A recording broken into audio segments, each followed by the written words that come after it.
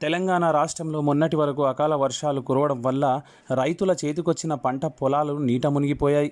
రైతులకు తీవ్ర నష్టం కలిగించాయి. రాష్ట్రంలో ముంపు ప్రాంతాలలో రైతులకు భరోసా కల్పిస్తూ టీఆర్ఎస్ ప్రభుత్వం ముందుకు సాగుతోంది. ఈ కార్యక్రమంలో భాగంగా ఈరోజు కామారెడ్డి జిల్లా నాగరెడ్డిపేట మండలంలో స్థానిక ఎల్లారెడ్డి ఎమ్మెల్యే జాజాల సురేందర్ గారు సింగూరు జలాలకు మునిగిన పంట పొలాలను పరిశీలించడం జరిగింది. నాగరెడ్డిపేట మండలంలోని గోలిలింగాల, చీనూరువాడి మరియు సింగూరు ఎగువ నీరు పరిసర ప్రాంతాలలో మునిగిన పంట పొలాలను ఆయా గ్రామాలలో పర్యటించి ముంపు పంట పొలాలను పరిశీలించారు.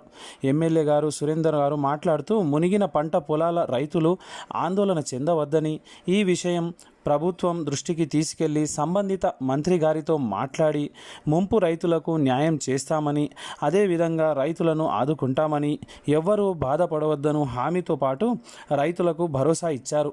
ఈ కార్యక్రమంలో ఎమ్మెల్యే గారితో పాటు స్థానిక మండల జెడ్పీటీసీ సభ్యుడు మనోహర్ రెడ్డి గారు, మాజీ ఎల్లారెడ్డి మార్కెట్ కమిటీ చైర్మన్ వి ప్రతాప్ రెడ్డి గారు, మండలంలోని సొసైటీ డైరెక్టర్లు, ఎంపీటీసీలు, ఆయా గ్రామాల సర్పంచ్లు, పార్టీ ముఖ్య నాయకులు, కార్యకర్తలు, ప్రజలు, రైతులు భారీగా తరలివచ్చి పాల్గొన్నారు. C7 news Dhanavath Ramulu, Nagareddypet.